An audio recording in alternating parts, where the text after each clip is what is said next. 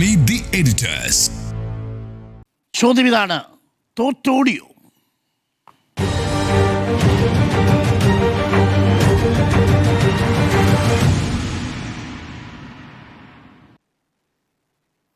നമുക്കിപ്പം പിയാസുനിൽ കൂടി പങ്കുചേരുന്നുണ്ട്. ഡൽഹിയിൽ നിന്നും ടെലി ട്രാൻസ്പോർട്ടിംഗ് സ്റ്റുഡിയോ സംവിധാനം വഴി കഴിഞ്ഞ 35 ദിവസങ്ങളിലായി ഡൽഹിയിൽ നടന്ന ജന്തർ മന്ദറിൽ നടന്ന പ്രതിഷേധങ്ങൾ നമ്മൾ തുടർച്ചയായി സംപ്രേഷണം ചെയ്യുന്നുണ്ടായിരുന്നു. അവിടെ നടന്ന എല്ലാ സംഭവ വികാസങ്ങളും ജന്തർ മന്ദർ മുതൽ പ്രധാനമന്ത്രിയുടെ വസതി, ഗാന്ധി സ്മൃതി അടക്കം എല്ലാ ഇടങ്ങളിലും നടന്ന ദൃശ്യങ്ങൾ പ്രിയപ്പെട്ട പ്രേക്ഷകരിലേക്ക് എത്തിച്ചത് ഞങ്ങളുടെ ഡൽഹി ബ്യൂറോയാണ്. അവസാന നിമിഷം പിയാസുനിലും ഡൽഹി ബ്യൂറോയ്ക്കൊപ്പം ചേർന്നു. കഴിഞ്ഞ 3-4 ദിവസങ്ങളായി അവിടെ നിന്നുള്ള തത്സമയ വിവരങ്ങൾ പിയാസുനിലൂടെ കൂടിയാണ് പ്രേക്ഷകർ അറിഞ്ഞത്. പിയാസുനിൽ നമുക്കൊപ്പമുണ്ട്.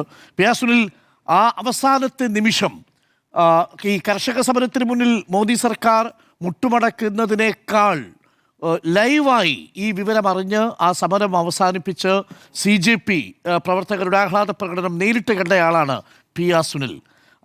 എന്താണ് തോന്നുന്നത്? സർക്കാർ തോറ്റോടി എന്നാണോ? തീർച്ചയായും ഈ സമരത്തിന് മുന്നിൽ വിറച്ചുപോയി മോദി സർക്കാർ എന്ന് തന്നെ പറയാം. ഈ കർഷക സമരത്തെക്കുറിച്ച് പറഞ്ഞപ്പോൾ, ഈ കർഷക സമരത്തിൽ 3 കാർഷിക നിയമങ്ങൾ പിൻവലിച്ച ദിവസം ആ കർഷക സമരം നടന്ന സിംഗു അതിർത്തിയിൽ ഞാനുണ്ടായിരുന്നു. അപ്പോൾ അന്ന് കർഷകരുടെ ആ സന്തോഷം കണ്ടതാണ്. കുറച്ച് വർഷങ്ങൾക്ക് ശേഷം ഇപ്പോഴത്തെ യുവാക്കളുടെ പ്രതിഷേധം, അവരുടെ അമർഷത്തിന് മുന്നിൽ അതേ മോദി സർക്കാർ വിറച്ചുപോയൊരു നിമിഷം കൂടി നമ്മൾ കാണുകയാണ്. നമുക്ക് ഈ സമരത്തെ നമ്മൾ കാണേണ്ടത്, ഈ സമരം ഏതെങ്കിലും ഒരു രാഷ്ട്രീയ പാർട്ടിയുടെ കൊടിനിറം വെച്ച് തുടങ്ങിയ സമരമല്ല. ഇത് നീതിക്ക് വേണ്ടിയുള്ള പോരാട്ടമായിരുന്നു. ആ പോരാട്ടം എന്നത് വിദ്യാർത്ഥികൾ സ്വയം ഏറ്റെടുത്തതാണ്.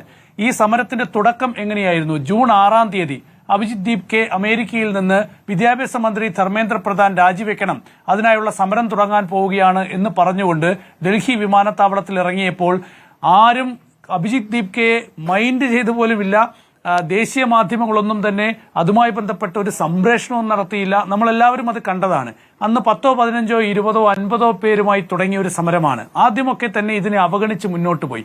പക്ഷേ ജൂലൈ 20 പാർലമെന്റ് മാർച്ചോടുകൂടി ഈ സമരത്തിന്റെ രൂപവും ഭാവവും മാറി എന്നുള്ളതാണ്. ആ സമരത്തെ എങ്ങനെയാണ് ഡൽഹി പോലീസും കേന്ദ്രസേനയും കൈകാര്യം ചെയ്തത് എന്നത് രാജ്യം മുഴുവൻ കണ്ടു. ഇതോടുകൂടി ആ സമരത്തിന് ദേശീയ തലത്തിൽ തന്നെ വലിയ പ്രാധാന്യം കൈവന്നു. സമരം ഡൽഹിയിലെ ജന്തർ മന്ദറിൽ നിന്ന് എല്ലാ സംസ്ഥാനങ്ങളിലേക്കും പടർന്നു. എല്ലാ സംസ്ഥാനങ്ങളിലും ജന്തർ മന്ദറുകൾ ഉണ്ടായി. അവിടെയൊക്കെ തന്നെ വലിയ സമരങ്ങളുണ്ടായി. യഥാർത്ഥത്തിൽ ആ സമര മുന്നേറ്റത്തിൽ BJP പതറി. BJPക്കുള്ളിൽ വലിയ ഭിന്നതയുണ്ടായി. NDA സഖ്യത്തിനകത്ത് വലിയ ഭിന്നതയുണ്ടായി. അതുപോലെ തന്നെ മന്ത്രിസഭയിൽ തന്നെ 2 അഭിപ്രായമുണ്ടായി. അങ്ങനെ തോറ്റോടേണ്ട അവസ്ഥയിലേക്ക് ഈ സർക്കാരിനെ കൊണ്ടെത്തിച്ചൊരു സമരമാണ് ഇത്. നോക്ക്, ഈ സമരം നടക്കുന്ന ഒരു സാഹചര്യം നോക്കൂ. BJPയെ സംബന്ധിച്ചിടത്തോളം കഴിഞ്ഞ ലോക്സഭാ തെരഞ്ഞെടുപ്പിൽ 240 സീറ്റാണ് ലോക്സഭയിൽ BJPക്ക് കിട്ടിയത്. ഒറ്റ പാർട്ടി വലിയൊരു വിജയം നേടിയൊരു സാഹചര്യം BJPയെ സംബന്ധിച്ചില്ല. ഒരു അപ്രമാദിത്വം ആ നിലയിൽ BJPക്ക് ആ തെരഞ്ഞെടുപ്പിൽ നേടാൻ കഴിഞ്ഞില്ല. ഒരു കൂട്ടുകക്ഷി സർക്കാരാണ് രാജ്യം ഭരിക്കുന്നത്. പക്ഷെ അതിനുശേഷം നടന്നിട്ടുള്ള എല്ലാ നിയമസഭാ തെരഞ്ഞെടുപ്പുകളിലും BJP വലിയ വിജയമാണ് കൈവരിച്ചത്. ഹരിയാന ആയിക്കോട്ടെ, മഹാരാഷ്ട്ര ആയിക്കോട്ടെ, ബീഹാർ ആയിക്കോട്ടെ, ഇനി പശ്ചിമ ബംഗാൾ പിടിച്ചെടുത്ത രാഷ്ട്രീയ സാഹചര്യമുണ്ട്. അവിടെ നിന്ന് വലിയ ആത്മവിശ്വാസത്തിൽ നമ്മൾ കാണണം, പാർലമെന്റിൽ 3-2 ഭൂരിപക്ഷം ഉറപ്പാക്കാനായി തൃണമൂൽ കോൺഗ്രസിനെ പിളർത്തി തൃണമൂൽ കോൺഗ്രസിലെ 20 MPമാരെ സർക്കാരിനൊപ്പം ചേർക്കുന്ന ഒരു രാഷ്ട്രീയ സാഹചര്യം. അങ്ങനെ ശിവസേനയെ പിളർത്തുന്നു, NCPയെ പിളർത്തുന്നു. അങ്ങനെ ഏത് വിധേനയും പാർലമെന്റിൽ 3-2 ഭൂരിപക്ഷം ഉറപ്പാക്കാനുള്ള വലിയ രാഷ്ട്രീയ നീക്കം പാർലമെന്റിൽ നടത്തുന്നതിനിടയിലാണ് ഈ വിദ്യാഭ്യാസ മേഖലയിലെ പ്രശ്നങ്ങൾ ചൂണ്ടിക്കാണിച്ചുള്ള യുവാക്കളുടെ പ്രതിരോധമുണ്ടാകുന്നത്. BJPയുടെ ആ കണക്കുകൂട്ടലുകളെല്ലാം പൊളിച്ചെഴുതിയ ഒരു സമരമാണിത്. ഈ സമരം BJPക്ക് നൽകുന്നത് വലിയ രാഷ്ട്രീയ സന്ദേശം കൂടിയാണ്. ഇനിയുള്ള ദിവസങ്ങളിൽ നമ്മൾ കാണാൻ പോകുന്നത് മറ്റൊരുപാട് വിഷയങ്ങളുണ്ട്. ഇതിവിടെ തീരും എന്ന് ഞാൻ ഒരിക്കലും പ്രതീക്ഷിക്കുന്നില്ല. കാരണം ഇതൊരു വിദ്യാഭ്യാസ മേഖലയിലെ മാത്രം പ്രശ്നമല്ല. ഈ ജന്തർ മന്ദറിൽ നമ്മൾ കണ്ടത് ഒരു 20-30% അവിടെ എത്തിയ മൊത്തം വിദ്യാർത്ഥികളിൽ 20-30% അല്ലെങ്കിൽ 40% വിദ്യാർത്ഥികൾ കഴിഞ്ഞാൽ ബാക്കിയുള്ളവർ തൊഴിലില്ലാത്ത ചെറുപ്പക്കാർ. അപ്പോൾ വിദ്യാഭ്യാസ മേഖലയിലെ പ്രശ്നം മാത്രമല്ല, തൊഴിൽ മേഖലയിലെ പ്രശ്നങ്ങൾ കൂടി രാജ്യത്ത് അതിതീവ്രമായി വരികയാണ്. അപ്പോൾ ഈ കഴിഞ്ഞ കാലങ്ങളിലൊന്നും തന്നെ ഇത് കൃത്യമായി അഡ്രസ്സ് ചെയ്യാത്ത ഒരു സാഹചര്യം ഉണ്ടായിരുന്നു. അതാണ് ഇനി ഈ സർക്കാർ നേരിടാൻ പോകുന്ന ഏറ്റവും വലിയ വെല്ലുവിളി. രണ്ടാമത്തെ വിഷയം, വളരെ പ്രധാനപ്പെട്ട ഒരു വാർത്ത വരുന്നു. ഫസ്റ്റ് ഓൺ റിപ്പോർട്ട്, ധർമ്മേന്ദ്ര പ്രധാന്റെ രാജിയിൽ ആ ഒഴിവിലേക്ക് ഇപ്പോൾ പുതിയ മന്ത്രിയെ തിരഞ്ഞെടുത്തിരിക്കുന്നു. പ്രഹ്ലാദ് ജോഷി പുതിയ വിദ്യാഭ്യാസ മന്ത്രിയാകും എന്ന വിവരം ഡൽഹിയിൽ നിന്ന് വരുന്നു. നോബൽ ബാരിക്കാരനുണ്ട്. നോബൽ ബാരിക്കാരൻ, ഈ രാത്രിയിൽ തന്നെ തീരുമാനമായോ? നമ്മൾ കരുതിയത് പ്രധാനമന്ത്രി തന്നെ കുറച്ചു ദിവസം ഈ പോർട്ട്ഫോളിയോ കയ്യിൽ വയ്ക്കുമെന്നാണ്. എന്താണ് തീരുമാനം? അരുൺ, പുതിയ തീരുമാനം ഇപ്പോൾ വന്നിരിക്കുന്നു. പ്രഹ്ലാദ് ജോഷി പുതിയ വിദ്യാഭ്യാസ മന്ത്രി ആകും എന്നാണ് ഇപ്പോൾ വിവരം പുറത്തേക്ക് വരുന്നത്. ധർമ്മേന്ദ്ര കഴിഞ്ഞ മണിക്കൂർ പിന്നിടുമ്പോഴാണ് എന്താണ് കേന്ദ്ര സർക്കാരിന്റെ ഭാഗത്ത് നിന്ന് ഇപ്പോൾ ഉണ്ടായിരിക്കുന്നത് എന്നാണ് വിവരം പുറത്തേക്ക് ലഭിച്ചിരിക്കുന്നത്. നിലവിൽ Prahlad Joshi consumer affairs, food and public distribution, അതോടൊപ്പം തന്നെ ന്യൂ ആൻഡ് റിന്യൂവബിൾ എനർജി അടക്കമുള്ള വകുപ്പുകൾ കൈകാര്യം ചെയ്യുന്ന മന്ത്രി കൂടിയാണ് അദ്ദേഹം. ഇനിയിപ്പോൾ വിദ്യാഭ്യാസ മന്ത്രി ആകും എന്നാണ് നമുക്ക് വിവരം ഉള്ളത്. ഇതുമായി ബന്ധപ്പെട്ട തീരുമാനത്തിലേക്ക് എന്താണെങ്കിലും BJP നേതൃത്വം കടന്നിരിക്കുന്നു, കേന്ദ്ര സർക്കാർ കടന്നിരിക്കുന്നു. ഉടൻ തന്നെ ഇതുമായി ബന്ധപ്പെട്ട ബാക്കി നടപടിക്രമങ്ങൾ പൂർത്തിയാക്കിക്കൊണ്ട് ഉള്ള ഒരു നീക്കത്തിലേക്കാണ് ഇപ്പോൾ കേന്ദ്ര സർക്കാർ എന്താണെങ്കിലും ആരംഭിച്ചിരിക്കുന്നത്. എന്താണെങ്കിലും നിലവിലത്തെ സാഹചര്യത്തിൽ പ്രഹ്ലാദ് ജോഷി, അതായത് ധർമ്മേന്ദ്ര പ്രധാന്റെ പിന്തുടർച്ചയായി അദ്ദേഹത്തിന്റെ ആ പദവികൾ, പ്രത്യേകിച്ച് വിദ്യാഭ്യാസ വകുപ്പിന്റെ വടക്കം ചുമതല ഏറ്റെടുത്തുകൊണ്ട് പ്രഹ്ലാദ് ജോഷി കേന്ദ്രമന്ത്രി ആകും, അദ്ദേഹം വിദ്യാഭ്യാസത്തിന് മന്ത്രി ആകും എന്ന വിവരമാണ് ഇപ്പോൾ പുറത്തേക്ക് വരുന്നത്. പ്രഹ്ലാദ് ജോഷി എന്താണെങ്കിലും വിദ്യാഭ്യാസ മന്ത്രി ആകുമെന്ന് ഏറെക്കുറെ ഇപ്പോൾ തീരുമാനം എടുത്തിരിക്കുന്നു. ഇതുമായി ബന്ധപ്പെട്ട ബാക്കി നടപടിക്രമങ്ങൾ ഉടൻ പൂർത്തിയാക്കും എന്നാണ് കേന്ദ്ര സർക്കാർ വൃത്തങ്ങൾ വ്യക്തമാക്കുകയും ചെയ്യുന്നത്. ഇതൊരു പ്രധാനപ്പെട്ട അപ്രതീക്ഷിത നീക്കമാണ്. കാരണം ഈ വകുപ്പ് ഒരുപക്ഷെ പ്രധാനമന്ത്രി തന്നെ കൈവശം വെച്ചുകൊണ്ട് PMOയുടെ ഓഫീസ് കൈകാര്യം ചെയ്യാൻ നടക്കുന്ന ചില അഭ്യൂഹങ്ങൾ നേരത്തെ ഉണ്ടായിരുന്നു. അത് മാത്രമല്ല, അതല്ലെങ്കിൽ നിർമ്മലാ സീതാരാമനെ ഈ പറഞ്ഞ വകുപ്പിലേക്ക് കൊണ്ടുവരാൻ നീക്കങ്ങൾ നടക്കുമെന്നൊക്കെ ചില സൂചനകളൊക്കെ ഉണ്ടായിരുന്നു. എന്താണെങ്കിലും അത്തരത്തിൽ ഒരു നീക്കവും ഉണ്ടായില്ല. പകരം പ്രഹ്ലാദ് ജോഷിയെ കേന്ദ്ര വിദ്യാഭ്യാസ മന്ത്രിയാക്കാനുള്ള തീരുമാനത്തിലേക്ക് BJP നേതൃത്വവും കേന്ദ്ര സർക്കാരും എത്തിയിരിക്കുന്നു. ആ തീരുമാനം ഏറെക്കുറെ നമുക്കിപ്പോൾ ഉറപ്പിക്കാൻ കഴിയും. ഇനിയിപ്പോൾ ഒരു ഔദ്യോഗികമായ ചുമതല ഏറ്റെടുക്കൽ മാത്രമാണ് അവശേഷിക്കുന്നത് എന്നാണ് നമുക്ക് അറിയാൻ കഴിയുന്നത്. നിലവിൽ മന്ത്രിസഭയിൽ മന്ത്രി കൂടിയാണ് പ്രഹ്ലാദ് ജോഷി. അദ്ദേഹം നേരത്തെ കേന്ദ്ര സർക്കാരിന്റെ ഏറ്റവും പ്രധാനപ്പെട്ട നേതാവ് കൂടിയാണ്. അതോടൊപ്പം തന്നെ BJP-യുമായി ഏറ്റവും അടുത്ത് നിൽക്കുന്ന, കേന്ദ്ര സർക്കാരിന്റെ മോദി അടക്കമുള്ള ആളുകളുമായി ഏറ്റവും അടുത്ത് നിൽക്കുന്ന പ്രധാനപ്പെട്ട നേതാവാണ്. എന്താണെങ്കിലും ഇപ്പോൾ പ്രഹ്ലാദ് ജോഷി പുതിയ വിദ്യാഭ്യാസ മന്ത്രി ആകുമെന്ന വിശദാംശങ്ങളാണ് പുറത്തേക്ക് വരുന്നത്. ഇതുമായി ബന്ധപ്പെട്ട് അടിയന്തരമായി തന്നെ കേന്ദ്ര ആഭ്യന്തരമന്ത്രി അമിത്ഷാ, പ്രധാനമന്ത്രി നരേന്ദ്രമോദി അടക്കമുള്ള ആളുകൾ, അതോടൊപ്പം നിതിൻ നവീൻ അടക്കമുള്ള BJP-യുടെ ദേശീയ അധ്യക്ഷനൊപ്പം JP നദ്ദ അടക്കമുള്ള ആളുകൾ ചേർന്നെടുത്ത തീരുമാനമാണ് എന്നുകൂടി അറിയാൻ കഴിയുന്നു. എന്താണെങ്കിലും പ്രധാനപ്പെട്ട ഒരു തീരുമാനമാണ് ഇപ്പോൾ എടുത്തിരിക്കുന്നത്. ധർമ്മേന്ദ്ര പ്രധാൻ രാജിവെച്ച് മണിക്കൂറുകൾ കഴിയുമ്പോൾ, ഏറെക്കുറെ ഇന്നിപ്പോൾ ഉച്ചയോടെയാണ് ധർമ്മേന്ദ്ര പ്രധാൻ രാജി വന്നത്. അതിന് പിന്നാലെയുള്ള കൂടിക്കാഴ്ചകൾ, ചർച്ചകൾക്ക് ഒടുവിലാണ് ഇപ്പോൾ പ്രഹ്ലാദ് ജോഷിയെ കേന്ദ്ര വിദ്യാഭ്യാസ മന്ത്രിയാക്കാനുള്ള തീരുമാനത്തിലേക്ക് എന്താണെങ്കിലും കേന്ദ്ര സർക്കാർ എത്തിയിരിക്കുന്നത്. അതുമായി ബന്ധപ്പെട്ട ബാക്കി നടപടിക്രമങ്ങൾ ഉടൻ പൂർത്തിയാക്കും എന്നാണ് അരുൺ ഇപ്പോൾ വ്യക്തമാക്കിയിരിക്കുന്നത്. പ്രഹ്ലാദ് ജോഷി പുതിയ വിദ്യാഭ്യാസ മന്ത്രിയാകും എന്ന വിവരമാണ് ഇപ്പോൾ പുറത്തുവരുന്നത്. ധർമ്മേന്ദ്ര പ്രധാനു പകരം പ്രഹ്ലാദ് ജോഷി വിദ്യാഭ്യാസ മന്ത്രിയുടെ പദത്തിലേക്ക് എത്തുന്നു എന്ന വാർത്തയാണ് ഇപ്പോൾ നോബൽ ബാരിക്കാരൻ ഡൽഹിയിൽ നിന്ന് ബ്രേക്ക് ചെയ്തത്. First on reporter PR സുനിലുണ്ട്. PR Sunil, ഈ വാർത്തയും നമ്മൾ ആദ്യം അറിയിക്കുന്നു പ്രേക്ഷകരെ.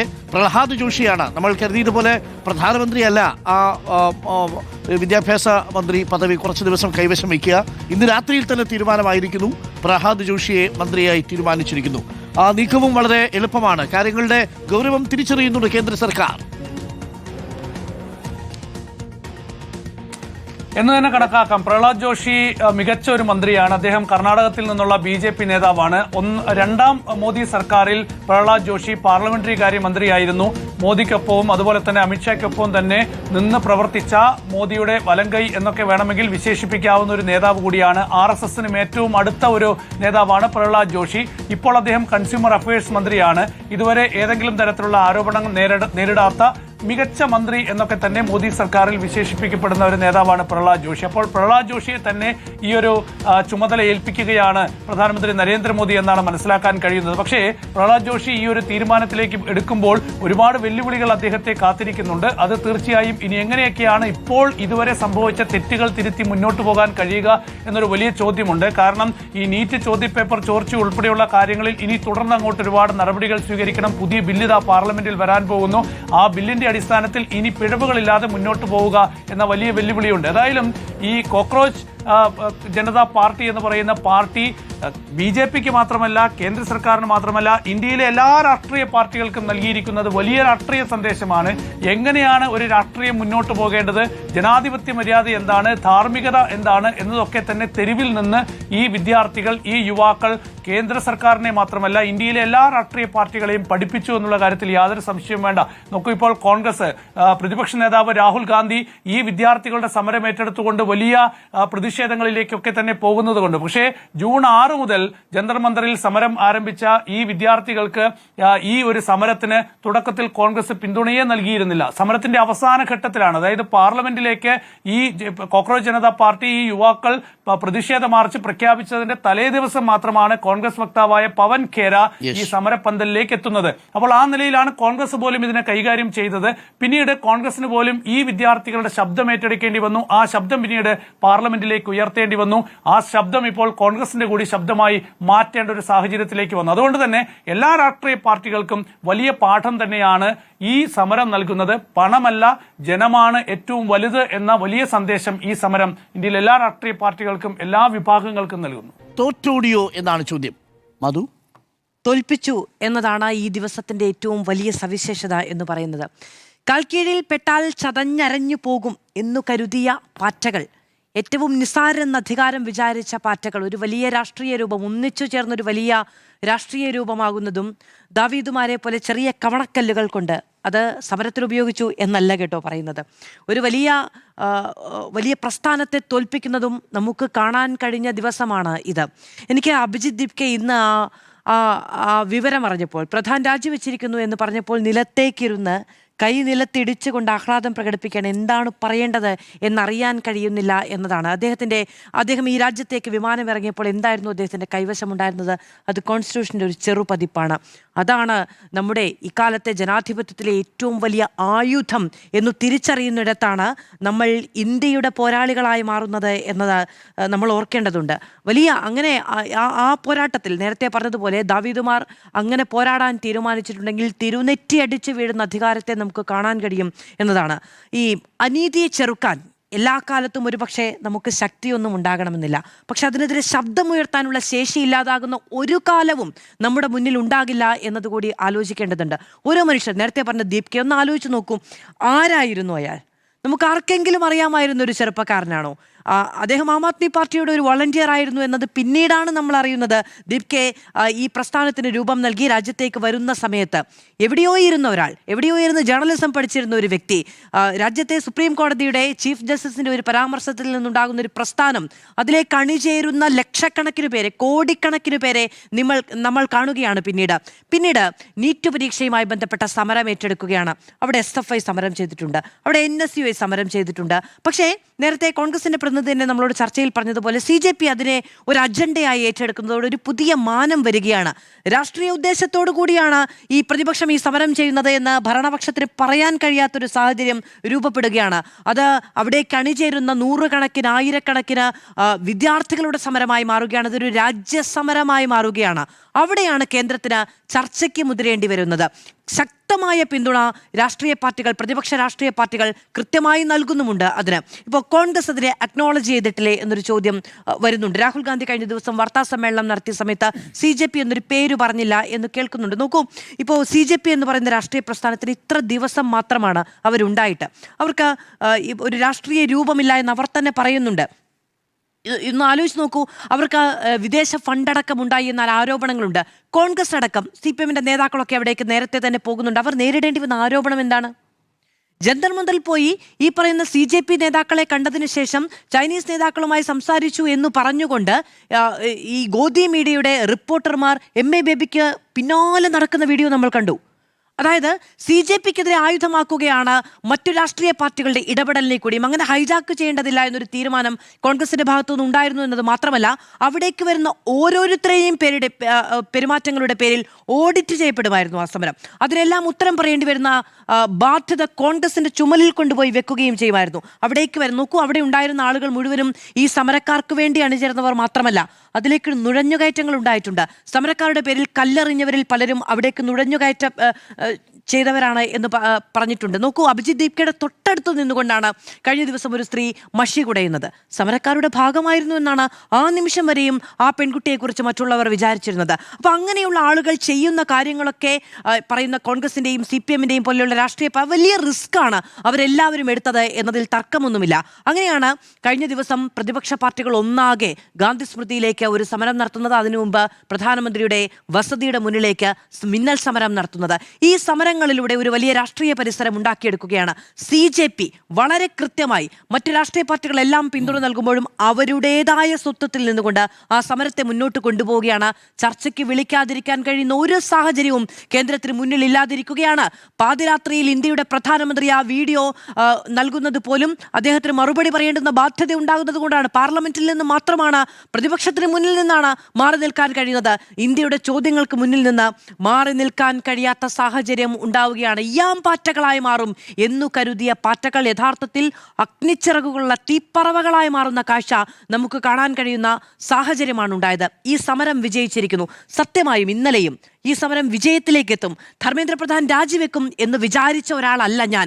കാരണം ഇന്നലെ ഡോക്ടർ അരുൺകുമാർ പറഞ്ഞതുപോലെ തന്നെ റെസിഗ്നേഷൻ ഇല്ല എന്നതൊരു രാഷ്ട്രീയ പോളിസിയായി മുന്നോട്ട് പോയത് BJP എന്ന് പറയുന്ന വലിയ രാഷ്ട്രീയ പ്രസ്ഥാനമാണ്. അവർക്ക് അവരെ തിരഞ്ഞെടുപ്പിലോ അവരുടെ രാഷ്ട്രീയമായിട്ടുള്ള സ്ട്രാറ്റജികളിലോ ചോദ്യം ചെയ്യാൻ കഴിയാത്ത ഒരു പ്രതിപക്ഷത്തെ കൂടി നമുക്ക് കാണാൻ കഴിയുന്ന സാഹചര്യം ഉണ്ടായിരുന്നു. ഓരോ തവണയും രാഷ്ട്രീയമായ ചുവടുകൾ വെക്കുമ്പോൾ 1-9 എന്ന നിലയ്ക്ക് BJP അതിനെ തിരിച്ചടിക്കുന്ന കാഴ്ച പ്രതിപക്ഷത്തിന് നേരിടേണ്ടി വന്ന സാഹചര്യം പോലും ഉണ്ടായിരുന്നു. അങ്ങനെയിരിക്കെയാണ് ഈ സമരത്തോടൊപ്പം വിവേകപൂർവ്വമായി പക്വതയോടുകൂടി പ്രതിപക്ഷം അണിനിരന്ന കാഴ്ച നമുക്ക് കാണാൻ കഴിഞ്ഞത്. നോക്കിപ്പം നിഷ്പക്ഷരായി നിന്ന ആളുകൾ പലരുണ്ടായിരിക്കാം. നമ്മളൊരു ഇത്രയും വലിയൊരു സമരം നടക്കുമ്പോൾ, അനീതിക്കെതിരായ ഒരു സമരം നടക്കുമ്പോൾ നിഷ്പക്ഷരായി നിൽക്കുകയാണ് എങ്കിൽ നമ്മൾ അടിച്ചമർത്തിക്കാൻ തയ്യാറെടുത്തിരിക്കുന്ന ആളുകളോടൊപ്പം അണിചേർന്നിരിക്കുന്നു എന്നതാണ് അതിൻ്റെ അർത്ഥം എന്ന് പറയുന്നത്. അതുകൊണ്ട് ഇതിലൊരു നിലപാടെടുക്കേണ്ടതുണ്ട്. ഇന്ത്യയുടെ വിദ്യാർത്ഥികൾക്ക് ഇവിടെയുള്ള അനീതികളെ ചോദ്യം ചെയ്യാനുള്ള കെൽപ്പുണ്ട് എന്ന് ബോധ്യപ്പെട്ട സമരം കൂടിയാണ്. ധർമ്മേന്ദ്ര പ്രധാൻ അങ്ങനെ ചെറിയ മീനൊന്നുമല്ല. അദ്ദേഹത്തിന് രാജിവെക്കേണ്ടി വന്നത് കൃത്യമായ സമ്മർദ്ദം കൊണ്ടാണ്. അദ്ദേഹം ഇന്ന് രാജിക്കത്തിൽ വളരെ വികാരപരമായി പറയുന്നുണ്ട്, ലോകമെമ്പാടും ഇതുപോലെയുള്ള ജൻസി പ്രക്ഷോഭങ്ങളൊക്കെ ഉണ്ടാകുന്നുണ്ട്. അങ്ങനെ ഒരു കൈവിട്ടു പോകൽ ഇന്ത്യയുടെ യുവത്വത്തിന്റെ ഭാഗത്തുനിന്ന് ഉണ്ടാകരുത് എന്നു കരുതിയുള്ള രാജിയായിരുന്നു എന്നൊക്കെ. അങ്ങനെയാണെങ്കിൽ സമരം തുടങ്ങിയ ദിവസം തന്നെ അത് ചെയ്യാമായിരുന്നു. ഈ കഴിഞ്ഞ ദിവസവും സമരത്തിന് പോയ CJP പ്രവർത്തകർക്ക് മുന്നിൽ പ്രധാന്റെ രാജി അല്ലാതെ മറ്റെന്തും എന്ന ഉപാധി വെക്കുമ്പോൾ പരമാവധി സംരക്ഷിക്കേണ്ടതുണ്ട് എന്ന ഉറച്ച ബോധ്യം കേന്ദ്രത്തിനുണ്ടായിരുന്നു. പക്ഷെ മുന്നോട്ട് പോകുന്ന ഓരോ നിമിഷവും ധാർമ്മികത ഒരു വലിയ ചോദ്യചിഹ്നമായി ഉയർന്നു വരുന്ന കാഴ്ച അഭിമുഖീകരിക്കേണ്ടി വന്നിട്ടുണ്ടായിരുന്നു കേന്ദ്ര സർക്കാരിന് എന്നതാണ്. നോക്കൂ, ഇപ്പം നീതിയല്ലാത്ത നിയമങ്ങൾ ലംഘിക്കപ്പെടേണ്ടതുണ്ട്. ഇവർ നിയമലംഘകരാണ് എന്നാണ് പറഞ്ഞത്. അവർ തീവ്രവാദികളാണ് എന്നാണ് പറഞ്ഞത്. അവർ രാജ്യവിരുദ്ധരാണ് എന്നാണ് പറഞ്ഞത്. ഇതിന്റെ എന്തെങ്കിലും ഒരു കണികയെങ്കിലും കണ്ടെത്താൻ കഴിയുമായിരുന്നെങ്കിൽ ആ സമരം ആണിക്കല്ലടക്കം പറിച്ചു കളഞ്ഞേനെ ഈ വലിയ പ്രസ്ഥാനം, ഈ വലിയ സംവിധാനം എന്നത് നമ്മൾ ഓർക്കേണ്ടതുണ്ട്. പക്ഷേ ഒരു തരി പോലും കണ്ടെത്താൻ കഴിഞ്ഞില്ല എന്നതാണ് ആ സമരത്തിന്റെ വിജയം എന്ന് പറയുന്നത്. അവർ പാർലമെന്റ് കവാടത്തിലേക്ക് പോയുമ്പോൾ ഇത്രയധികം സുരക്ഷാ സംവിധാനം ഉള്ളിടത്തേക്ക് അതിക്രമിച്ചു കയറാൻ പാടുണ്ടോ എന്ന് ചോദിച്ചുകൊണ്ടാണ് ദില്ലി പോലീസ് അവരെ ക്രൂരമായി നേരിട്ടത്. നീതിയല്ലാത്ത നിയമങ്ങളെ ചോദ്യം ചെയ്യേണ്ടതുണ്ട്, അനുസരിക്കേണ്ടതില്ല എന്നു പറഞ്ഞവരാണ് ഈ രാജ്യത്തിനെ മുന്നോട്ട് നയിക്കുകയും നമുക്ക് സ്വാതന്ത്ര്യം നേടിത്തരികയും ചെയ്തത്. ഗാന്ധിജി പറഞ്ഞത് നീതിയല്ലാത്ത നിയമങ്ങളെ അനുസരിക്കേണ്ടതില്ല എന്നതു തന്നെയാണ്. നിയമം ലംഘിച്ചുകൊണ്ടാണ് ഗാന്ധിജി സമരം രൂപം നൽകിയിരിക്കുന്നത് എന്നത് നമ്മൾ ഓർക്കേണ്ടതുണ്ട്. മാർട്ടിൻ ലൂഥർ കിങ് പറഞ്ഞതും അതുതന്നെയാണ്. നീതിയല്ലാത്ത നിയമത്തെ അനുസരിക്കേണ്ടതില്ല എന്ന് പറഞ്ഞയാളുടെ പേര് മാർട്ടിൻ ലൂഥർ കിങ് എന്നാണ്, പ്രവർത്തിച്ചയാളുടെ പേര് ഗാന്ധിജി എന്നാണ്. ഗാന്ധിജി ഓർക്കാൻ പറഞ്ഞുകൊണ്ട് തന്നെയാണ് ഈ സമരം മുന്നോട്ട് കൊണ്ടുപോവുകയും ചെയ്തത്. ഈ സമരത്തിനൊരു വൈകാരിക തലമുണ്ടായിരുന്നു. അത് 10-20 കുഞ്ഞുങ്ങളുടെ ജീവനുമായി ബന്ധപ്പെട്ടും ഇത്രയും കാലം ഈ സമ്മർദ്ദം അനുഭവിച്ച ലക്ഷക്കണക്കിന് കോടിക്കണക്കിന് യുവാക്കളുടെയും അവരുടെ കുടുംബത്തിന്റെയും വൈകാരികമായ പിന്തുണയായിരുന്നു ഒന്ന്.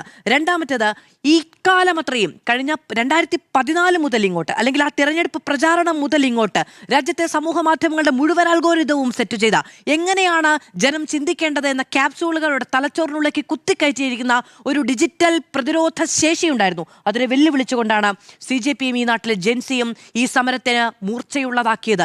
എവിടെയും കാണാൻ കഴിയുന്നത്, നമ്മുടെ സമൂഹ മാധ്യമങ്ങൾ തുറന്നാൽ കാണാൻ കഴിയുന്നത് മുഴുവനും അവരുടെ ചോദ്യങ്ങളായിരുന്നു, അവരുടെ മുദ്രാവാക്യങ്ങളായിരുന്നു, അവർ മുന്നോട്ട് വെച്ച ആശയങ്ങളായിരുന്നു. അത് സെറ്റ് ചെയ്യാൻ കഴിഞ്ഞു എന്നത് അവരുടെ ഏറ്റവും പ്രധാനപ്പെട്ട ഒരു കാര്യമായിരുന്നു. മറ്റൊന്ന് അവരുടെ അണയാത്ത സമരവീര്യമായിരുന്നു.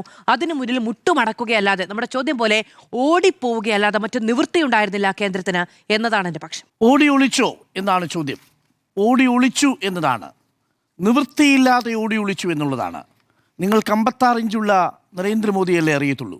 പകൽ സമയത്ത് പാർലമെൻറ്റിനെ അഭിസംബോധന ചെയ്യാതെ ഇരുളു വീഴുമ്പോൾ എക്സ്പോസ്റ്റ് മാറ്റി ഇൻസ്റ്റാഗ്രാമിൽ പോയി ഒളിച്ച് പോസ്റ്റ് ഇടുന്ന മോദിയെ ആദ്യമായി തിരിച്ചറിഞ്ഞതാണ് നമ്മൾ. ആ മോദി ഒരു ഭീരുവാണ് എന്ന് തിരിച്ചറിഞ്ഞതാണ് ഈ സമരത്തിലെ ഒരു പ്രത്യേകത. എന്തുകൊണ്ടെന്ന് പറയാം. വൈലോപ്പിള്ളിയുടെ കവിതയിൽ പറയുന്നുണ്ടല്ലോ, എന്താണ് ചോര തുടിക്കും ചെറുകൈകളെ പേറുക വന്നീ പന്തങ്ങൾ എന്ന് പറഞ്ഞിട്ട് ആ കവിതയുടെ ഒരു ഘട്ടത്തിൽ പറയുന്നുണ്ട്, എണ്ണീടാത്തൊരു പുരുഷായുസ് വെണ്ണീറാകും പുകയാകും എന്നുള്ളതാണ്. ഈ പുതിയ തലമുറ അവരുടെ കയ്യിൽ പന്തങ്ങൾ പിടിച്ചാൽ നമ്മൾ കൊട്ടിഘോഷിച്ചിരുന്ന പാരമ്പര്യങ്ങളും നമ്മൾ ഇതുവരെ കൊണ്ടുവന്ന ആഖ്യാനങ്ങളുമെല്ലാം വെണ്ണീറാകും പുകയാകും എന്ന് തെളിഞ്ഞ നിമിഷമാണ് കടന്നു പോകുന്നത്. ആരാണ് പാറ്റ? പാറ്റയെക്കുറിച്ച് വളരെ രസകരമായി നിർവചിച്ചിരിക്കുന്നത് നമ്മുടെ എഴുത്തുകാരി അരുന്ധതി റോയിയാണ്. ആ വാചകം കോട്ട് ചെയ്താൽ, ഒരു ന്യായാധിപനും ഒരു തമാശയും തമ്മിലുള്ള അപവിത്രമായ ബന്ധത്തിൽ പിറന്ന സന്തതികളാണവർ. ആ മനുഷ്യർ, ആ പുതിയ തലമുറയുടെ പ്രതീകമായിട്ടുള്ള മനുഷ്യർ, ന്യൂ ജൻ സി എന്ന് നമ്മൾ വിളിക്കുന്നവർ, അവരൊരു പുതിയ വ്യാകരണം ചമച്ചിരിക്കുന്നു. പ്രിയപ്പെട്ടവരെ, ആ വ്യാകരണം എന്തെന്ന് തിരിച്ചറിയാനാവാതെ, ആ വ്യാകരണത്തിൻ്റെ പൂട്ടുകളിൽ നിന്ന് പുറത്തു കടക്കാനാവാതെ കഴിഞ്ഞ 35 ദിവസങ്ങളിലായി വിയർക്കുകയായിരുന്നു മോദി സർക്കാർ. ഇന്നൊരു ഗത്യന്തരവുമില്ലാതെ 3 പ്രധാനപ്പെട്ട ഉപാധികളും അംഗീകരിച്ച് സമസ്തം കീഴടങ്ങിയിരിക്കുന്നു മോദി സർക്കാർ. നമ്മളിങ്ങനെ കേട്ടിട്ടില്ല. കഴിഞ്ഞ 12 വർഷങ്ങളിൽ മോദി സർക്കാരിൻ്റെ ഭാഗത്ത് നിന്ന് ഇത്തരത്തിൽ സമ്മർദ്ദത്തിൻ്റെ ഫലമായി വലിയ രാജികളുണ്ടായിട്ടില്ല. ആകെ വന്നത് മീറ്റു ക്യാമ്പയിൻ്റെ ഭാഗമായി MJ അക്ബർ എന്ന് പറയുന്ന വിദേശകാര്യ സഹമന്ത്രി, അതും ഓർമ്മിക്കണം, സഹമന്ത്രി. മറ്റൊന്ന് ലഖിംപൂരിയിൽ തൻ്റെ SUV വാഹനം കർഷകരുടെ മേൽ പാഞ്ഞുകയറിയപ്പോൾ അജയ് കുമാർ മിശ്ര തേനി എന്ന് പറയുന്ന മറ്റൊരു സഹമന്ത്രി. ഈ 2 സഹമന്ത്രിമാരാണ് വലിയ സമ്മർദ്ദത്തെ തുടർന്ന് രാജിവെച്ചത്. പിന്നീടുള്ളത് സുരേഷ് പ്രഭുവിനെ പോലുള്ള റെയിൽവേ മന്ത്രിമാർ ഉത്തരവാദിത്വം ഏറ്റെടുത്തുകൊണ്ട് റെയിൽവേ അപകടത്തിൻ്റെ പശ്ചാത്തലത്തിൽ രാജിവെച്ചു.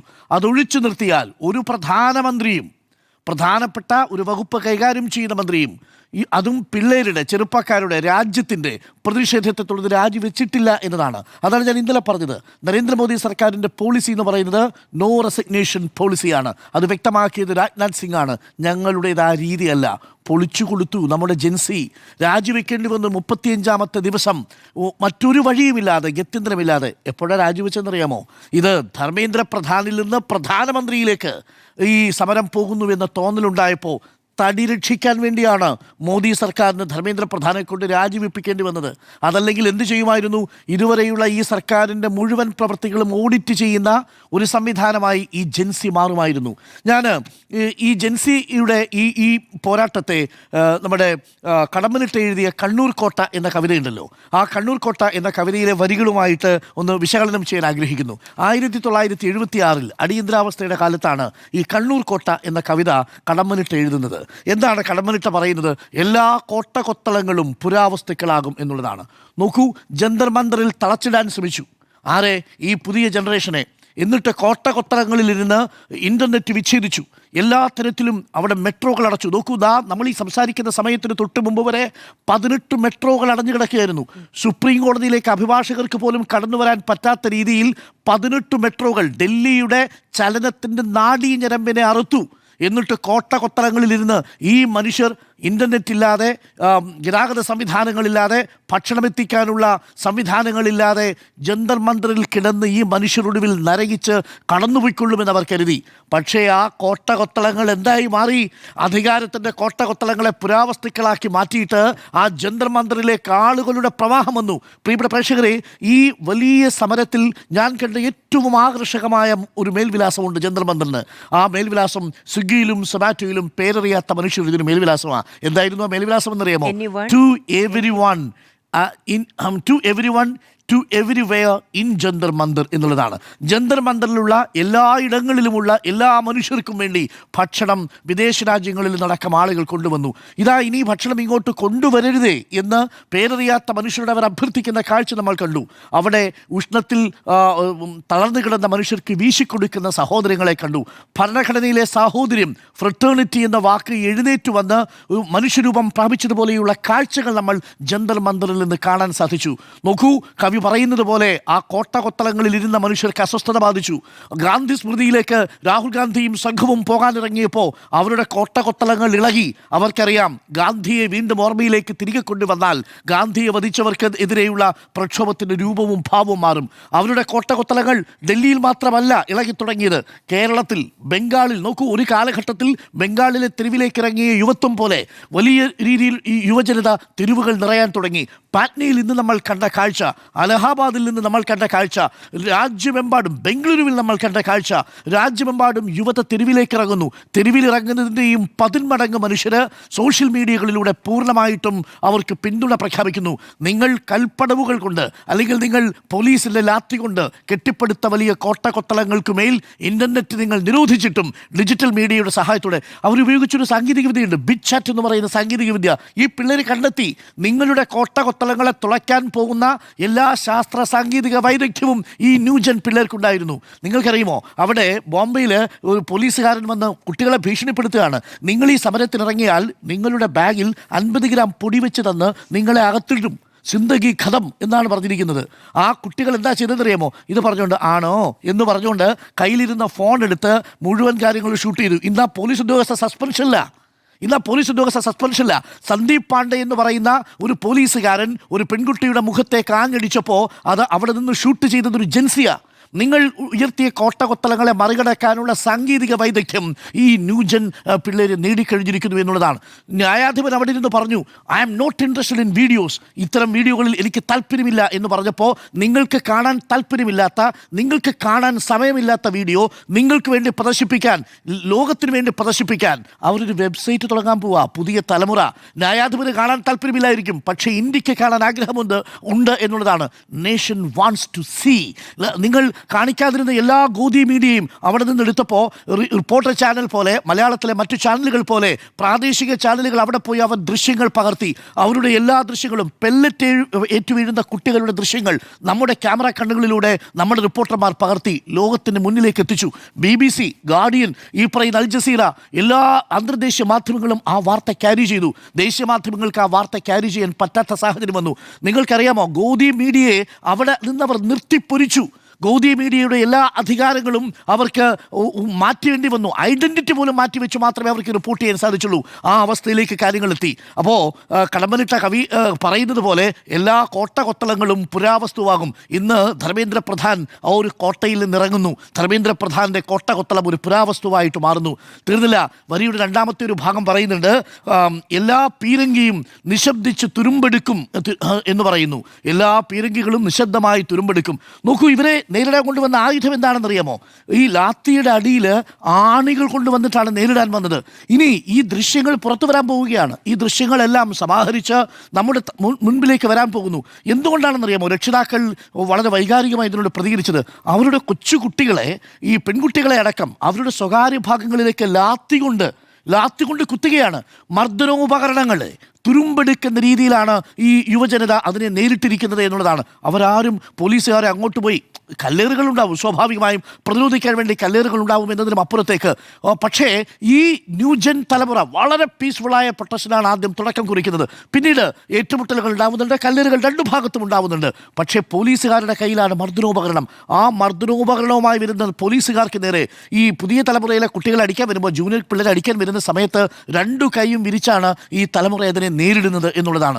അത്രയും കമ്മിറ്റഡായ, അത്രയും ലോയലായ മനുഷ്യരെയാണ് കാണാൻ കഴിയുന്നത്. അവരുടെ മുന്നിൽ നിങ്ങളുടെ പീരങ്കികൾ നിശബ്ദമായി തുരുമ്പെടുക്കുക തന്നെ ചെയ്യും എന്നാണ്. മൂന്നാമത്തേതാണ് ഏറ്റവും പ്രധാനപ്പെട്ട കാര്യം.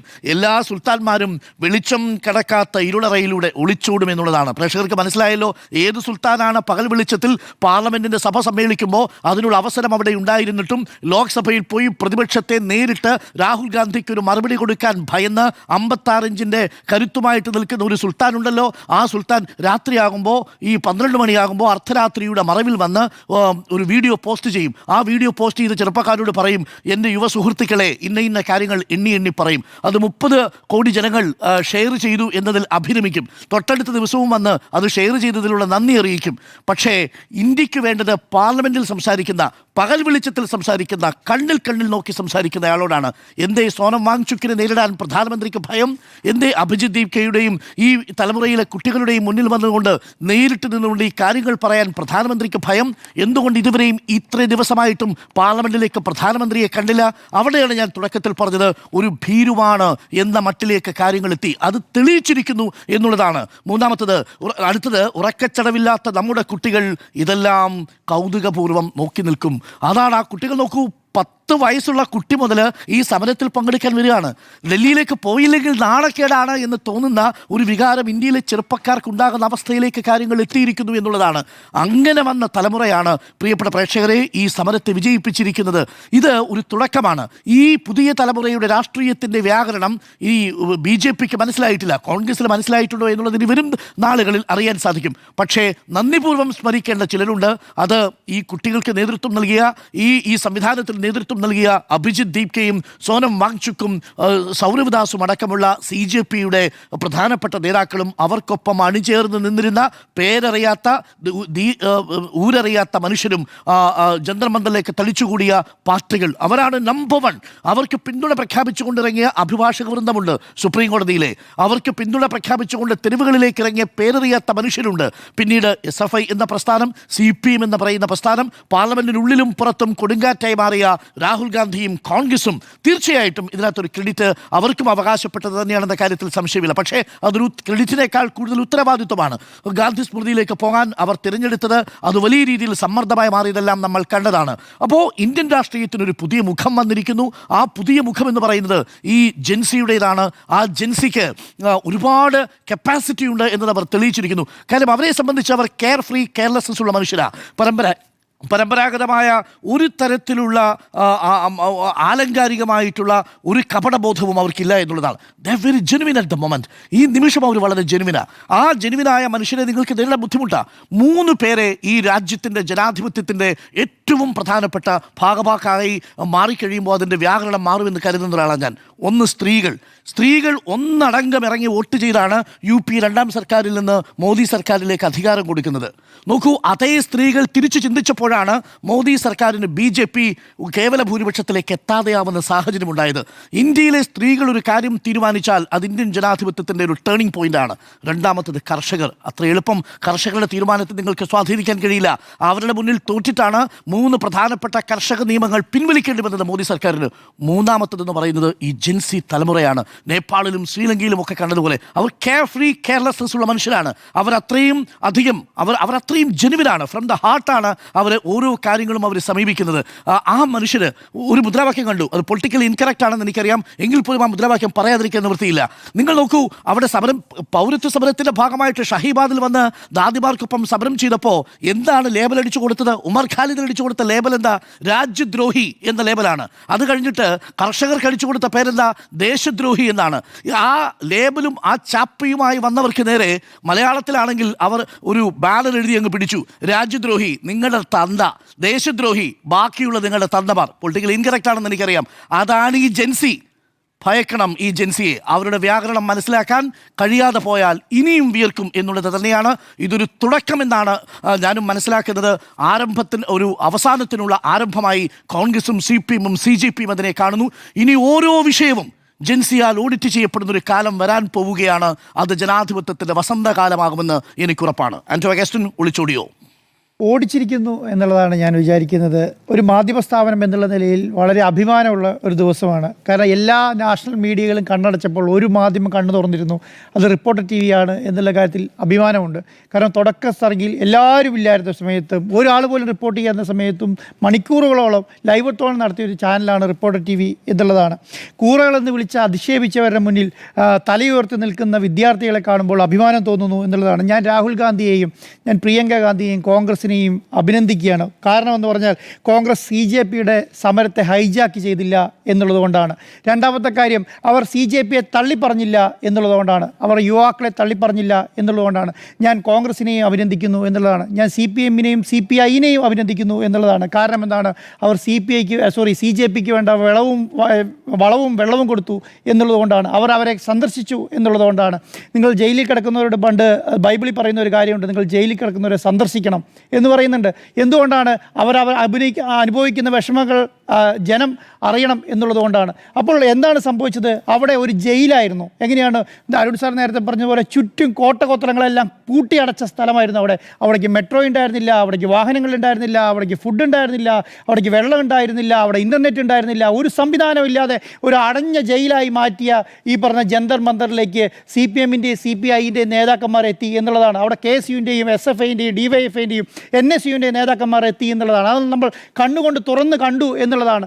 ഈ യുവാക്കളുടെ സമരത്തെ വളരെ ലാഘവത്തോട് കണ്ട BJP സർക്കാരിനുണ്ടല്ലോ, ഇതുപോലെ തലകുനിച്ച് നിൽക്കുന്ന ഒരു കാലം അടുത്ത കാലത്തൊന്നും കഴിഞ്ഞ 12 വർഷത്തിൽ കണ്ടിട്ടില്ല എന്നുള്ളതാണ്. എന്താണ് അവിടെ നടന്നത്? സ്കൂളിൽ പോകാത്തവരും പോയവരും തമ്മിലുള്ള മത്സരമാണ്, യുദ്ധമാണ് നടന്നത്. സ്കൂളിൽ പോയവരും പോകാത്തവരും തമ്മിലുള്ള യുദ്ധം. പിന്നെ എന്താണ് നടന്നത്? ലോകത്തെ ഏറ്റവും വലിയ രാഷ്ട്രീയ പാർട്ടിയും ടീ പാർട്ടിയും തമ്മിലുള്ള യുദ്ധമാണ് നടന്നത്, അല്ലേ? ലോകത്തെ ഏറ്റവും വലിയ രാഷ്ട്രീയ പാർട്ടിയാണ് എന്ന് BJP അഹങ്കരിച്ചപ്പോൾ അവരുടെ മുന്നിൽ ടീ പാർട്ടി വന്ന് യുദ്ധം ചെയ്ത് ജയിച്ചതാണ് നമ്മൾ ഇവിടെ കണ്ടത് എന്ന് പറയുന്നത്. എന്താണ്? ജെൻസിയും വാർദ്ധക്യവും തമ്മിലുള്ള യുദ്ധമാണ് നമ്മൾ കണ്ടത്. ജെൻസിയുടെ മുന്നിൽ വാർദ്ധക്യം തലകുനിച്ച് നിൽക്കുന്നതാണ്. 80 വയസ്സിന് മേലെയുള്ള ഞാനാണ് ലോകത്തിൻ്റെ ഏറ്റവും വലിയ രാജാവ് എന്ന് പറഞ്ഞവരെല്ലാം അഹങ്കരിച്ച് നിന്ന് തലയോർത്തി നിന്നവരെല്ലാം തല കുനിക്കുന്നതാണ് നമ്മൾ കണ്ടത്. എവിടെയാണ് എത്തി നിൽക്കുന്നത് നോക്കിക്കേ. ലോകത്തെ ഏറ്റവും വലിയ പാർട്ടി എന്ന് പറയുന്ന ചെറിയ 10ാം ക്ലാസ്സിലും 8ാം ക്ലാസ്സിലും 7ാം ക്ലാസ്സിലും ഈ പറഞ്ഞ ഡിഗ്രിക്കും പഠിക്കുന്ന പിള്ളേരുടെ മുന്നിൽ തലകുനിച്ച് നിൽക്കുന്ന അവസ്ഥ എന്നുള്ളതാണ്. ഒളിച്ചോടി എന്നുള്ളതാണ്. എന്താണ് അതിൽ കൂടുതൽ പറയാനുള്ളത് എന്നുള്ളതാണ്. നമ്മളെ സംബന്ധിച്ചിടത്തോളം വിദ്യാർത്ഥികളെ രാജ്യദ്രോഹികളായി ചിത്രീകരിക്കുന്ന ലോകം വേറെ എവിടെയെങ്കിലും ഉണ്ടോ? വിദ്യാർത്ഥികളെ രാജ്യദ്രോഹികളാണ് എന്ന് വിളിച്ചു പറയുകയും രാജ്യദ്രോഹികൾക്ക് പാകിസ്ഥാനിൽ നിന്നും അമേരിക്കയിൽ നിന്നും ചൈനയിൽ നിന്നും പണം കിട്ടിയിട്ടാണ് ഈ പറഞ്ഞ പ്രക്ഷോഭം നടത്തുന്നത് എന്ന് പറഞ്ഞവരുടെ മുന്നിൽ തലയുയർത്തി നിന്നുകൊണ്ട് അവർ ചോദിച്ച ചോദ്യത്തിന് മറുപടിയില്ലാതെ രാജിവെച്ച് ഒളിച്ചോടേണ്ട അവസ്ഥയിലേക്ക് ഈ പറഞ്ഞ സംവിധാനം മാറി എന്നുള്ളതാണ്. എന്തേ ഇവർ പറഞ്ഞ രാജ്യദ്രോഹികളുടെ മുന്നിൽ പോയി തലകുനിച്ച് നിന്നത്? ഇവർക്ക് എന്തുകൊണ്ട് തള്ളിപ്പറയാൻ കഴിഞ്ഞില്ല? ഇവർ ആദ്യം രാജ്യദ്രോഹികളാണെന്നും പാകിസ്ഥാൻ്റെ അമേരിക്കയുടെ ഫണ്ട് വെച്ചിട്ടാണ് ഈ പറഞ്ഞ സംവിധാനം നടത്തിയെന്ന് പറഞ്ഞവരുടെ മുന്നിൽ എന്തിനാ പോയി നിന്നത്? പറ്റില്ല എന്ന് പറഞ്ഞുകൂടായിരുന്നോ? പറ്റില്ല. കാരണം എന്താണ്? 66% വരുന്ന ഇന്ത്യയിലെ യുവാക്കളുടെ മുന്നിൽ അല്ലെങ്കിൽ യുവതികളുടെ മുന്നിൽ, കുട്ടികളുടെ മുന്നിൽ ഒരക്ഷരം മിണ്ടാൻ പറ്റിയില്ല എന്നുള്ളതാണ്. കാരണം എന്താണ്? അവരുടെ ഭാവിയെയാണ് ഇവർ തച്ചുടച്ചതെന്നുള്ളതുകൊണ്ടാണ്. അവരുടെ ഭാവിയെ അവർ ഉള്ളതുകൊണ്ടാണ്. നമ്മൾ മനസ്സിലാക്കേണ്ട ഒരു കാര്യം എന്താണ്? കേരളം പോലെ ഒരു ചെറിയ സംസ്ഥാനത്ത് നിന്ന് ട്രെയിൻ കയറി ഡൽഹിയിലേക്ക് പോകുന്ന 10ാം ക്ലാസ്സുകാരനും +2കാരനും ഡിഗ്രിക്കാരനും ഉണ്ടല്ലോ, അവൻ്റെ ഉള്ളിൽ എന്താ? ഒരേ ഒരു കാര്യമുള്ളൂ. എന്താണ്? അവർ ഇന്ത്യയിലെ വിദ്യാഭ്യാസ സംവിധാനത്തെ തറച്ചുടച്ചു എന്നുള്ള ഉത്തമ ബോധ്യമുള്ളതുകൊണ്ടാണ്, അല്ലേ? അവരുടെ കൂടെയുള്ളവരുടെ നേരെ പെല്ലറ്റ് തോക്കുകൾ ഉപയോഗിക്കുന്ന സമയത്ത് ആ പെല്ലറ്റ് തോക്കിൻ്റെ വെടിയുണ്ട കൊള്ളുന്ന സമയത്ത് അത് എൻ്റെ മേലിലാണ് കൊള്ളുന്നതെന്നും ആ അടിക്കുന്ന ലാത്തിയുടെ വേദന എനിക്കുമുണ്ട് എന്നും വിശ്വസിച്ചിട്ടാണ് കേരളത്തിലെയും ഇന്ത്യയിലെ വിദ്യാർത്ഥികൾ ഡൽഹിക്ക് ജന്തർ മന്ദിറിലേക്ക് യാത്ര പുറപ്പെട്ടത്. അവരെയൊക്കെ തടയാൻ വേണ്ടിയിട്ട് ഈ പറയുന്ന നരേന്ദ്രമോദിയുടെയും BJPയുടെയും കോട്ടഉത്തരങ്ങൾക്കൊന്നും വലിപ്പമില്ല എന്നുള്ളതുകൊണ്ടാണ്. അവിടുത്തെ ഡൽഹി പോലീസിന് എന്ത് ചെയ്യാൻ കഴിഞ്ഞു? ഒരു ചുക്കും ചെയ്യാൻ കഴിഞ്ഞില്ല എന്നുള്ളതാണ്. ഡൽഹി പോലീസ് എന്തെങ്കിലും ചെയ്തത് നമ്മൾ കണ്ടോ? ഒന്നും ചെയ്തില്ല. അവർക്ക് തല്ലാൻ പറ്റി. തല്ലിയ വേദന തിരിച്ചു കൊള്ളുന്നുണ്ടാവും ഇന്ന് രാത്രി. അവർ കൊണ്ടതിനേക്കാൾ 5 ഇരട്ടി വേദന ഇന്ന് കൊള്ളുന്നുണ്ടാവും. BJPയുടെ നേതാക്കന്മാരുടെ മുഖത്തേക്ക് നിങ്ങൾ ഇന്ന് നോക്കണം. ചോരയില്ല, നീരില്ല. എന്താണ് കാരണം? വിദ്യാർത്ഥികൾ മുന്നിൽ തോറ്റിരിക്കുന്നു എന്നുള്ളതാണ്. രാജ്യദ്രോഹികളും രാജ്യസ്നേഹികളും തമ്മിലുള്ള യുദ്ധമാണ് നമ്മൾ കണ്ടത്. രാജ്യദ്രോഹികളെന്ന് വിളിക്കാൻ വേണ്ടി ഇന്ത്യയിലെ ജനങ്ങളെ പ്രേരിപ്പിച്ച ഒരു രാജ്യത്തെ പ്രധാനപ്പെട്ട രാഷ്ട്രീയ പാർട്ടി ഉണ്ടല്ലോ, ആ പാർട്ടി മുന്നിൽ നിന്ന് തലകുനിച്ച് നിൽക്കുകയാണ്. ആരുടെ മുന്നിൽ? ഈ പറഞ്ഞ വിദ്യാർത്ഥികളുടെ മുന്നിൽ. ഞാൻ അതുകൊണ്ടാണ് രാഹുൽ ഗാന്ധിനെ അഭിനന്ദിക്കുന്നു എന്ന് പറയാൻ കാരണം. എന്താണ്? രാഹുൽ ഗാന്ധി ആ CJPനെ സപ്പോർട്ട് ചെയ്യാൻ ആ ജന്തർ മന്ദിറിലേക്ക് കടന്നു ചെന്നിരുന്നെങ്കിൽ അത് രാഷ്ട്രീയ പോരാട്ടമാക്കി BJP മാറ്റിയേനെ, ഈ പറയുന്ന സർക്കാർ മാറ്റിയേനെ. അദ്ദേഹം അതിൽ ബുദ്ധി കാണിച്ചു എന്നുള്ളതാണ്. മാറി നിന്ന് ഇവർക്ക് വേണ്ട സപ്പോർട്ടും വെള്ളവും വളവും സംവിധാനം മുഴുവൻ കൂടി ഇതൊരു രാജ്യ പ്രക്ഷോഭമാക്കി വിദ്യാർത്ഥികൾക്ക് വേണ്ടിയിട്ടും വിദ്യാഭ്യാസത്തിന് വേണ്ടിയിട്ടും കേരളത്തിലെയും ഇന്ത്യയിലുള്ള മുഴുവൻ ജനങ്ങളും അല്ലെങ്കിൽ പറയുന്ന എല്ലാ സംസ്ഥാനങ്ങൾ പോലുള്ള ജനങ്ങളും ഒറ്റ മനസ്സോടും ഒറ്റ ശരീരത്തോടും കൂടി ഡൽഹിക്ക് വേണ്ടി നോക്കി നിന്നു. അതുകൊണ്ടാണ് നിങ്ങൾ പറഞ്ഞതുപോലെ സ്വിഗ്ഗിക്കും സൊമാറ്റോയ്ക്കും എവിടുന്നൊന്നുമില്ലാതെ നിങ്ങൾ ആർക്കെങ്കിലും ആ ജന്തർ മന്ദിറിൽ കൊടുത്ത് ഫുഡ് കൊടുക്കുക എന്ന് പറഞ്ഞ് ഓർഡർ ചെയ്തത് അതുകൊണ്ട് മാത്രമാണ്. അപ്പോൾ ഇതൊക്കെ മനസ്സിലാക്കാനുള്ള ബോധ്യം ഇനിയെങ്കിലും BJPക്ക് വേണം. ഇനിയെങ്കിലും ബി ജെ പിക്ക് വേണം. ഈ പറയുന്ന 350 സീറ്റിൽ നിന്ന് 248 കുറഞ്ഞ സമയത്തെങ്കിലും ബോധിക്കേണ്ടായിരുന്നോ? ഇന്ത്യയിലെ ജനങ്ങൾ മാറി ചിന്തിക്കാൻ തുടങ്ങിയിരിക്കുന്നു. ഇന്ത്യയിലെ ജനങ്ങൾ ചിന്തിച്ചിട്ടില്ല. ഞങ്ങൾ കേവല ഭൂരിപക്ഷം ചാർ സൗപ്പാർ എന്നൊക്കെ പറഞ്ഞ് തുടങ്ങിയിട്ട് 400 സീറ്റിലേക്ക് അധികാരത്തിൽ വരുമെന്ന് പറഞ്ഞിട്ട് 248 ഒതുങ്ങിയ സമയത്തെങ്കിലും ചിന്തിക്കേണ്ടായിരുന്നോ? ഇന്ത്യ തിരിച്ച് ചിന്തിക്കാൻ തുടങ്ങിയിരിക്കുന്നു. ഇന്ത്യയിലെ കർഷകരെ കൂടെ നിർത്തണം, ഇന്ത്യയിലെ വിദ്യാർത്ഥികളെ കൂടെ നിർത്തണം, ഈ കർഷകർക്ക് വേണ്ട കാര്യങ്ങൾ ചെയ്യണം, വിദ്യാർത്ഥികൾക്ക് വേണ്ട കാര്യങ്ങൾ ചെയ്യണം എന്നൊക്കെ ചിന്തിക്കേണ്ടായിരുന്നോ? ഒന്നും ചിന്തിച്ചില്ലല്ലോ. ഇപ്പം ചിന്തിച്ചു തുടങ്ങിയിരിക്കുന്നു എന്നുള്ളതാണ്. ആരാണ് ചർച്ചയ്ക്ക് പോയത്? ആരാണ് ചർച്ചയ്ക്ക് പോയത്? ബി ജെ പിയുടെ ഏറ്റവും മുതിർന്ന നേതാവ്, ബി ജെ പിയുടെ അധ്യക്ഷനായ മന്ത്രി അല്ലേ? അധ്യക്ഷനായ മന്ത്രി കുട്ടികളുടെ മുന്നിൽ നിന്നു. ആര് രാജ്യദ്രോഹി എന്ന് വിളിച്ചാൽ ഇവർ രാജ്യദ്രോഹികളായി മുദ്ര കുത്താൻ ശ്രമിച്ച ആൾക്കാരുടെ മുന്നിൽ പോയി നിന്നു. അവർ പറയുന്ന സ്ഥലത്ത്, ആര് പറഞ്ഞ സ്ഥലത്ത്? ബി ജെ പി പറയുന്നോ കേന്ദ്ര സർക്കാർ പറയുന്ന സ്ഥലത്തല്ല, ഈ പറഞ്ഞ വിദ്യാർത്ഥികൾ പറഞ്ഞ സ്ഥലത്ത് പോയി ചർച്ച നടത്തിയില്ലേ? അത് ഹൈജാക്ക് ചെയ്യാൻ കോൺഗ്രസ് വന്നിട്ടില്ല, അത് ഹൈജാക്ക് ചെയ്യാൻ CPM വന്നിട്ടില്ല, അത് ഹൈജാക്ക് ചെയ്യാൻ CPI വന്നിട്ടില്ല. പക്ഷെ അവർക്ക് വേണ്ട എല്ലാ സപ്പോർട്ടും കൊടുത്തു എന്നുള്ളതാണ്. ഇത് വിമോചന സമരം എന്ന് പറയാൻ കാരണം എന്താ? ജനങ്ങളുടെ മൂവ്മെൻ്റാണ്. ഇന്ത്യയിലുള്ള ജനങ്ങൾ മുഴുവൻ ഇതൊരു മൂവ്മെൻ്റാക്കി മുന്നോട്ട് കൊണ്ടുപോയി എന്നുള്ളതാണ്. അപ്പോൾ ഞാൻ വലിയ സ്നേഹത്തോടെയും വലിയ ബഹുമാനത്തോടു കൂടിയിട്ടും ഇന്ത്യയിലെ വിദ്യാർത്ഥികളെ കാണുകയാണ്. എന്താണ് നമ്മൾ പറയുന്നത്? എന്താണ് ജങ്ക് ഫുഡ് അടിച്ച് വീട്ടിൽ മൊബൈൽ നോക്കിയിരിക്കുന്ന കുട്ടികൾ മൊബൈൽ കൊണ്ട് എന്തൊക്കെ ചെയ്യാൻ കഴിയുമെന്നൊന്ന് കാണിച്ചു കൊടുത്തു. ഒരു രാജ്യത്തെ 138 കോടിയുള്ള ലോകത്തെ ഏറ്റവും ജനസംഖ്യയുള്ള രാജ്യത്തെ വിദ്യാർത്ഥികൾക്ക് മൊബൈൽ ഫോൺ വിചാരിച്ച് എന്തൊക്കെ ചെയ്യാൻ കഴിയൂ എന്ന് നോക്കി. ഇൻ്റർനെറ്റ് ഇല്ലാതെ എങ്ങനെ മൊബൈൽ യൂസ് ചെയ്യാം എന്നുള്ളത് ഈ വിദ്യാർത്ഥികൾ കാണിച്ചു കൊടുത്തു എന്നുള്ളതാണ്. ഇൻ്റർനെറ്റ് വിശേഷ സമയത്ത് വിചാരിച്ചു ഒരു ദൃശ്യവും പുറത്തു വരില്ല എന്ന് പറഞ്ഞിട്ട് ഏതെങ്കിലും ദൃശ്യം പുറത്തു വരാതിരുന്നിട്ടുണ്ടോ? എല്ലാ ദൃശ്യം പുറത്തു വന്നു എന്നുള്ളത് മാത്രമല്ല, എല്ലാം ജനങ്ങൾ കാണുകയും ജനങ്ങൾ അതിന് പ്രതികരിക്കുകയും ചെയ്തിരിക്കുന്നു എന്നുള്ളതാണ്. ഇന്ന് ഉച്ചവരെ എന്താണ് കേൾക്കുന്നത്? ഇന്ന് ഉച്ചവരെ ബി ജെ പിയുടെ ഒരു നേതാവും രാജിവെക്കില്ല. രണ്ടാവശ്യങ്ങൾ മാത്രം അംഗീകരിക്കും എന്നാണ് പറഞ്ഞത്. 2 എന്നല്ല 3 എന്നല്ല 10 ആവശ്യം പറഞ്ഞാൽ 10 ആവശ്യം ബി ജെ പി അംഗീകരിച്ചേനെ. 3 ആവശ്യം മാത്രമേ ഇവൻ മുന്നോട്ട് വെച്ചുള്ളൂ എന്നുള്ള കാര്യം മാത്രം ഓർത്താൽ മതി. 10 ആവശ്യം ഇവർ മുന്നോട്ട് വെച്ചിട്ടുണ്ടെങ്കിൽ 10 ആവശ്യം പിന്നെ ഇവർ അംഗീകരിച്ചാണ്. എന്താ കാരണം? ശനിയും ഞായറും ലീവാണ്. ഡൽഹിയിലേക്ക് ഒഴുകി വരുന്ന ജനങ്ങളെ കണ്ട് ബി ജെ പി പേടിച്ചു പോയി. എത്ര ആൾക്കാരാണെന്നറിയോ ട്രെയിനിൽ? പല സംസ്ഥാനങ്ങളിൽ നിന്നും ഡൽഹിയിലേക്ക് കയറിയിരിക്കുന്ന ആൾക്കാർ മുഴുവൻ ട്രെയിനിലാണ്, അവിടെ എത്തിച്ചേർന്നിട്ടില്ല. അത് എത്തുമ്പോൾ ഇവർക്ക് കിട്ടുന്ന ഈ പറയുന്ന അവരുടെ പിന്നെ നമ്മുടെ അന്വേഷണ ഏജൻസികളുടെയൊക്കെ റിപ്പോർട്ട് അവിടെ എത്തുമല്ലോ. ഡൽഹിയിലേക്ക് എത്ര ആൾക്കാരാണ് വരുന്നതെന്നുള്ള ബോധ്യം ബി ജെ പിക്കുണ്ട്. അതുകൊണ്ടാണ് ഈ പറയുന്ന ഉച്ചവരെ രാജിയില്ല എന്ന് പറഞ്ഞിട്ട് സെക്കൻഡുകൾ കൊണ്ട് രാജി പ്രഖ്യാപിക്കുന്നത്. എനിക്ക് ഏറ്റവും സന്തോഷം തോന്നിയെന്നറിയോ? നാഷണൽ മീഡിയ റിപ്പോർട്ട് ചെയ്ത് കണ്ടിട്ടാണ്. ഒരു കുഞ്ഞു വരിയാണ് നാഷണൽ മീഡിയൻ്റെ റിപ്പോർട്ടിങ്. ധർമ്മേന്ദ്ര പ്രധാൻ രാജിവെച്ചിരിക്കുന്നു എന്ന് പറഞ്ഞിട്ടാണ്. ആ കുഞ്ഞു വരിയിലാണ് ആൾക്കാർ കാണുന്നത്. കാരണം ഒരു രാജ്യത്തെ വിദ്യാഭ്യാസ മന്ത്രി രാജിവെക്കുന്ന സമയത്ത് അത് ഗോദി മീഡിയയ്ക്ക് സഹിക്കുന്നില്ല. ആർക്ക് വേണ്ടിയിട്ടാണ്? ഇവർ കേരളത്തിലെ ജനങ്ങൾ, ഇന്ത്യയിലെ ജനങ്ങൾക്ക് വേണ്ടിയിട്ടാണോ ഗോദി മീഡിയകൾ വർക്ക് ചെയ്തുകൊണ്ടിരിക്കുന്നത്? ആർക്ക് വേണ്ടിയിട്ടാണ്? മീഡിയ എന്ന് പറയുന്നത് എന്താണ്? മീഡിയ എന്ന് പറയുന്നത് ജനാധിപത്യത്തെ 4 തൂണ് എന്ന് പറഞ്ഞ് അഹങ്കരിച്ച് ഞങ്ങൾ മീഡിയ ആണ് എന്ന് പറഞ്ഞിട്ട് അങ്ങോട്ട് നടന്നവർക്ക് ചോരയും നീരുമില്ല. ഗോദി മീഡിയകൾക്കൊന്നും ഡൽഹിയിലെ ജന്തർ മന്ദറിൽ പോയി നിന്നിട്ട് ചോരയും നീരുമില്ല. മൈക്കില്ലാതെ റിപ്പോർട്ട് ചെയ്യേണ്ടി വന്നിരിക്കുന്നു എന്നുള്ളതാണ്. മൈക്കില്ലാതെ റിപ്പോർട്ട് ചെയ്ത് ഒരു ഗോദി മീഡിയനല്ലാതെ ഒരു മീഡിയനെ അവർ ജന്തർ മന്ദറിൽ ആരും തടഞ്ഞിട്ടില്ല കേട്ടോ. ഒരു മീഡിയനും ചേർന്നിട്ടില്ല. കേരളത്തിൽ നിന്നും ഏകദേശം 9ഓളം മീഡിയകൾ വർക്ക് ചെയ്തല്ലോ അവിടെ. ഒരു മീഡിയനും കേരളത്തിൽ പോയി ഒരു മീഡിയനെ ബി ജെ പിയുടെ സംസ്ഥാന അധ്യക്ഷൻ്റെ മീഡിയനെ പോലും അവിടെ തടഞ്ഞിട്ടില്ല. എന്തുകൊണ്ട് തടയാത്തത്? അത് ഗോദി മീഡിയ അല്ല എന്നുള്ള ബോധ്യം ഈ പറയുന്ന കേരളത്തിലെ അല്ലെങ്കിൽ അവിടെ ജന്തമന്ദിലെ ജനങ്ങൾക്കുണ്ട്. അവിടുത്തെ ഗോദി മീഡിയനെ തിരിച്ചറിയാനുള്ള ബോധ്യം CJPയിലെ ആൾക്കാർക്ക് ഉണ്ടായിരുന്നു എന്നുള്ളതാണ്. അപ്പോൾ വലിയ വിജയമാണ്. ഇതൊരു വിജയത്തിൻ്റെ തുടക്കമാണ് എന്നും കൂടെ ഞാൻ പറയാനാണ്. ഇതിൽ നമ്മൾ ഓർമ്മിക്കേണ്ട അഭിജിത്ത് ദീപ്കയുടെ ഒരു മനോഹരമായ വാചകമുണ്ട്. ഏറ്റവും ഒടുവിൽ അഭിജിത്ത് ദീപ്ക പറയുന്നുണ്ട്, എന്നെ നിങ്ങൾ ഹീറോയാക്കരുത്. ഒരാളെ നിങ്ങൾ ഹീറോ ആക്കിയതിൻ്റെ ഫലമാണ് ഈ നാടനുഭവിക്കുന്ന ഈ ദുരിതം എന്ന് അഭിജിത്ത് ദീപ്ക പറയുന്നുണ്ട്. എനിക്ക് തോന്നുന്നു ഏറ്റവും സുചിന്തിതമായ വാക്കാണ്. അതുകൊണ്ട് ഇത് അഭിജിത്ത് ദീപ്കയുടെ വിജയമായി നിങ്ങൾ ആഘോഷിക്കരുത് എന്നാണ് അഭിജിത്ത് ദീപ്ക പറയുന്നത്. അതാണ് ജെൻസി രാഷ്ട്രീയവും മോദി രാഷ്ട്രീയവും തമ്മിലുള്ള വ്യത്യാസം. അപ്പോൾ തോറ്റോടിയോ എന്ന ചോദ്യത്തിന് യെസ് എന്ന് 4 പേരും.